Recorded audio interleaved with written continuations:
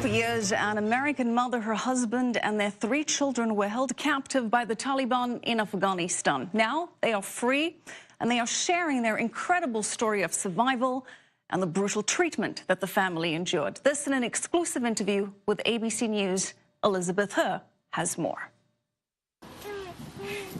The playground, the toys, even pizza nights at home are luxuries these children didn't realize they were missing until just a few weeks ago.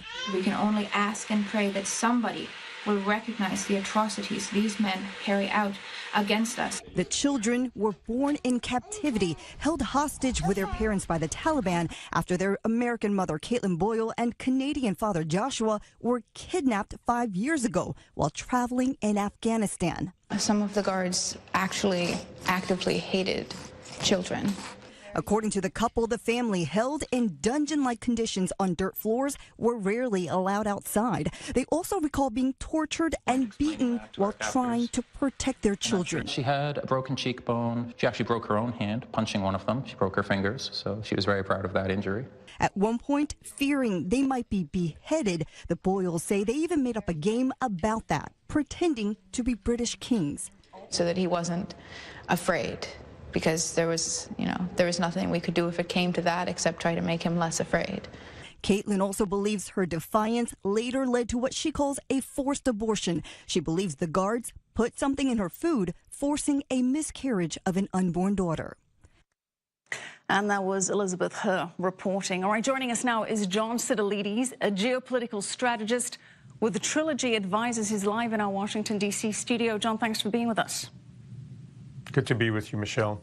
Now, John, in the case of Boyle, we have this American woman and her Canadian husband and their kids. They had been held hostage for 5 years by a Taliban faction known as the Haqqani Network. Now, Pakistan has permitted the Haqqanis to operate a safe haven and hold captives in Pakistan for more than a decade.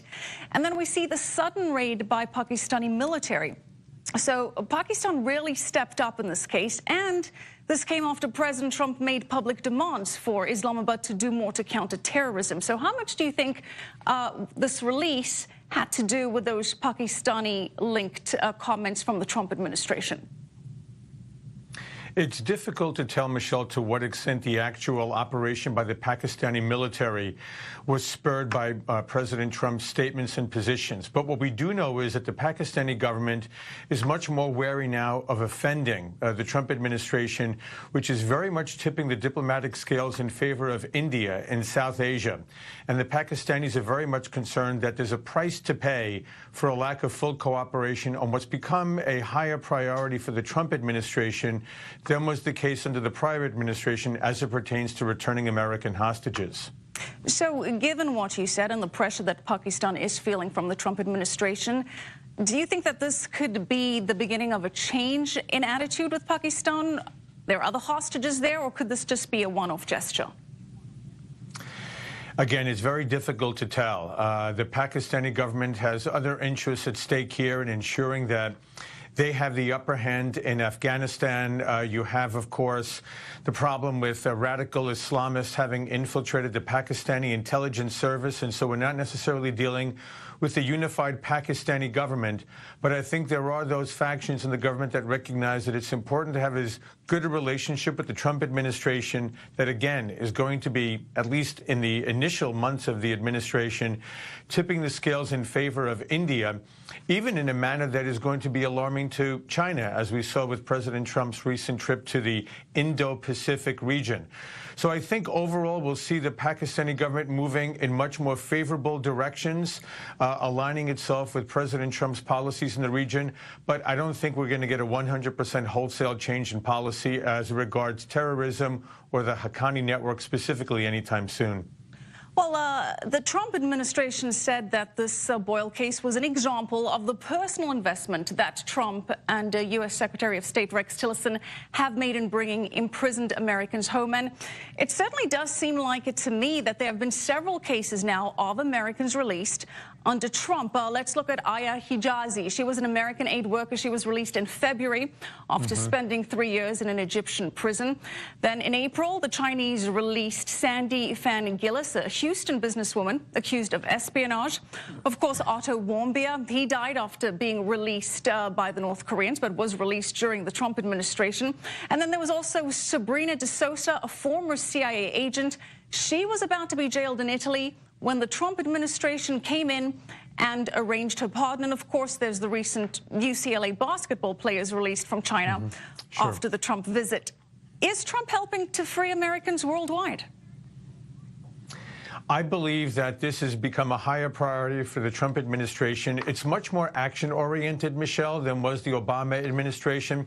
I think there's credit that's due to the Obama administration in terms of strategy and planning and putting together a coordinating element to Obama's foreign policy at the State Department. But what President Trump has done is really set up an NSC, a National Security Council task force, for each detainee around the world. So we're talking about a much more concerted, much more closely coordinated policy right now in the Trump White House.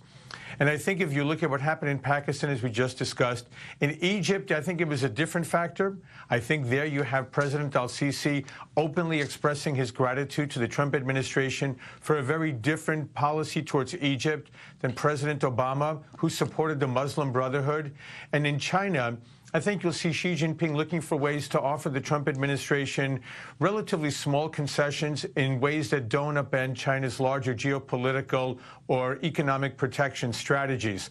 So I think the hostage releases all come from different aspects of other governments' interests, but there's no doubt about it. President Trump has prioritized this in a way that no president has in quite several decades, and I think we may see additional payoffs in the years to come. Absolutely. Thanks so much. John Sitilides, geopolitical strategist with Trilogy Advisors. Appreciate it. Thank you. Well, still ahead on, thank you. Still ahead on the show, mystery on the seas. What happened to an Argentinian submarine and its crew?